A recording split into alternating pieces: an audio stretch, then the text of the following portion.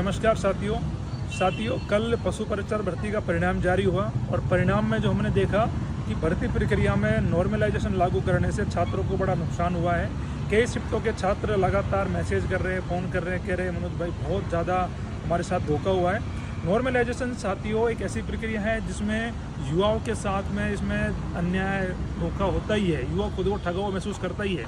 साथियों आज इस भर्ती के परिणाम के आने के बाद में बोर्ड चेयरमैन आलोक राज जी से मुलाकात करी है और उनको ये चीज़ें संज्ञान में हमने लाने का काम किया है कि जो आपने जो ये रिजल्ट जारी किया है पशु परिचर भर्ती का, आप देखोगे 6 शिफ्ट में नॉर्मलाइजेशन के चलते आपने 26 नंबर बढ़ा दिए और 4 शिफ्ट में आपने बच्चों के 15-16 नंबर कम कर दिए। तो इसके चलते और भी शिफ्टों में बच्चों का जो हित है वो प्रभावित हुआ है। ये नहीं होना चाहिए था, आपको पेपर का लेवल एक जैसा रखना चाहिए था।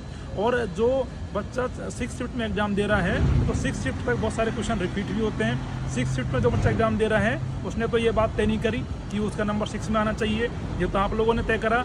फिर नॉर्मलाइजेशन का जिम्मेदार वो व्यक्ति क्यों, वो आज खुद को कितना परेशान असहज महसूस कर रहा है। चेयरमैन साहब इस बात को मान रहे हैं कि ये पेपर का लेवल है उसमें बहुत फ़र्क था। नॉर्मलाइजेशन में अगर 1-2 नंबर का फ़र्क होता है तो चलता भी है, लेकिन 25 से 30 नंबर बढ़ जाना ये युवाओं के साथ में बहुत बड़ा धोखा है नॉर्मलाइजेशन के नाम पर। और मैंने उनसे मिलकर ये निवेदन किया है कि इस पर आप विचार कीजिए। उन्होंने कहा कि कोर्ट का एक फॉर्मेट है, वो फॉर्मूला है, हमने वो अप्लाई किया है, हमारी तरफ से कुछ नहीं किया।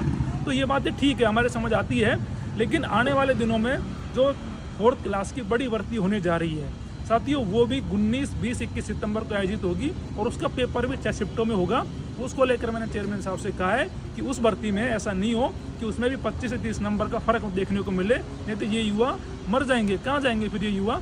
चेयरमैन साहब को इस बात को संज्ञान में लाया है और उन्होंने इस बात को मॉनिटर किया है कि इस बार जब पेपर बनेगा तो मैं कोशिश करूँगा पेपर का लेवल एक जैसा रखा जाए, जिससे नॉर्मलाइजेशन चलते बच्चों को नुकसान नहीं हो।